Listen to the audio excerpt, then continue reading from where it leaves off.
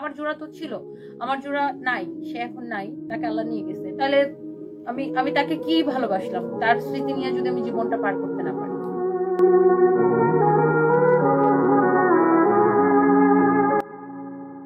স্বামী হারিয়ে ব্যক্তি জীবনে একাকিত্বে ভুগছেন রুবায়াত ফাতিমা তনি। স্বামী ছাড়া যার চলেনি একটা দিন, অথচ আজ সেই মানুষটাকে হারিয়ে চলার পথে বড্ড একা হয়ে গেলেন তিনি।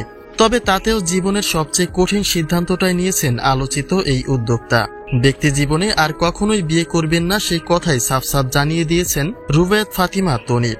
এভাবেই জীবন চলে যাবে, মানে এর জন্য আপনার আরেকটা হাজবেন্ডই কেন লাগবে? তিনি চান স্বামীর স্মৃতি বুকে আগলে রেখেই বাকিটা জীবন কাটাতে। তনি বলেন, ভালোবেসেই তিনি বিয়ে করেছেন বয়স্ক সাদাত রহমানকে, আর তাকে নিয়ে সাজিয়েছিলেন ভালোবাসার ঘর।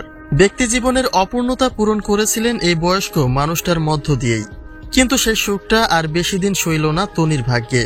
তবে ৮ বছরের এই সাংসারিক জীবনের ইতি ঘটলেও অদৃশ্য মায়ার অসংখ্য স্মৃতি রেখে গেছেন বয়স্ক সাদাত রহমান। আর সেই স্মৃতি ঘিরেই বাকিটা জীবন কাটানোর প্রতিশ্রুতি দিয়েছেন রুবায়াত ফাতিমা তনি।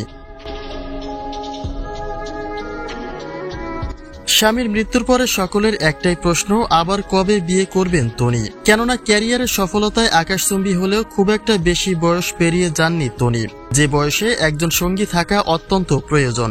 কিন্তু তনি বলেন, তিনি যদি ফের বিয়ে করেন তবে তার স্বামীর ভালোবাসাকে ছোট করা হবে। এই ৮ বছরের জীবনে সাদাত রহমান তাকে যা কিছু দিয়েছে সেটাই তার বাকি জীবন কাটিয়ে দেওয়ার জন্য যথেষ্ট। তাই স্বামীর সেই জায়গাটি আর কাউকেই কখনোই দিতে পারবেন না রুবায়াত ফাতিমা তনি। তনি বলেন, ভালো থাকার জন্য আবার কেন বিয়েটাই করতে হবে? ভালোবাসার মানুষের স্মৃতি আগলেও তো ভালো থাকা যায়।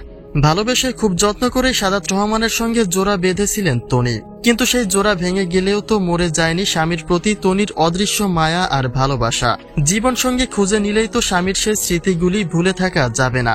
তাহলে ভালো থাকার জন্য নিশ্চয়ই ফের বিয়ে করাটা জীবনের সমাধান নয়।